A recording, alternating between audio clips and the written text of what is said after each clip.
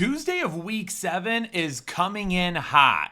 We already saw one trade with Davante Adams going to the New York Jets.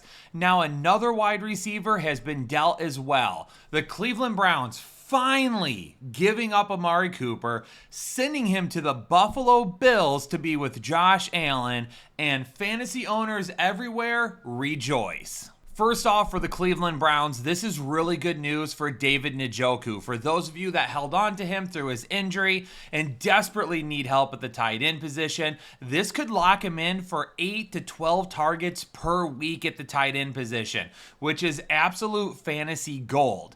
Jerry Jeudy is the other person that we need to discuss here, and I don't think I love his upside any more than I did before the deal, but his floor could end up being better with more targets coming his way. The problem is that Deshaun Watson just sucks. So the ceiling for him isn't all that great at the wide receiver position. For David Njoku, though, since the ceiling for any tight end is basically as low as it could be right now, his goes through the roof and he becomes a top 5 option at the position. But for those of you holding on to Amari Cooper, this is absolutely huge news. He's going to fit right into this offense with Josh Allen, and we're going to see some big playmaking ability right off the bat. Now, consistent target share is something that we may have to worry about at the very beginning. There could be a couple of weeks here where we see Amari Cooper ramp up within this offense. But then after that, he should be solid every single week. He should command a really nice target share and have big playability within that offense. But I don't think we should overreact about the rest of the Bills' offense, because right now Dalton Kincaid leads the team with 31 targets.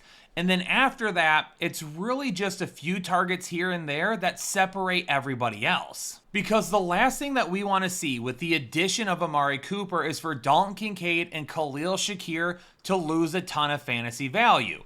Now, Shakir was hurt this past week, and if he had been healthy and got his normal target share, he probably would have been a lot closer to Dalton Kincaid than what the numbers currently show.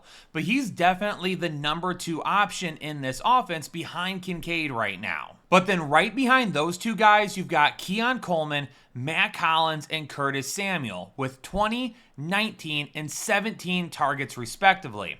That is where I hope the targets come from. That's 56 targets right there that if we start picking from and giving to Amari Cooper, then we don't need to worry about Dalton Kincaid and Khalil Shakir having way too much of an issue continuing to take some of their fantasy value moving forward. So if you have Kincaid or Shakir, don't overreact. Don't go try trading them, and certainly do not drop them. Kincaid is still going to be a starter for right now. Shakir, we may want to hold him back for a week or two just to see how things kind of play out with Cooper. But moving forward, both of those guys could still be sustainable in the fantasy landscape because Amari Cooper will hopefully just pull all of his targets away from those other 3 wide receivers. And then moving forward, we see Keon Coleman and Amari Cooper on the outside, and then in the slot is where we have Khalil Shakir. Headliner Nation, let me know your thoughts down in the comments below. Obviously, if you have Amari Cooper, you're freaking psyched about this.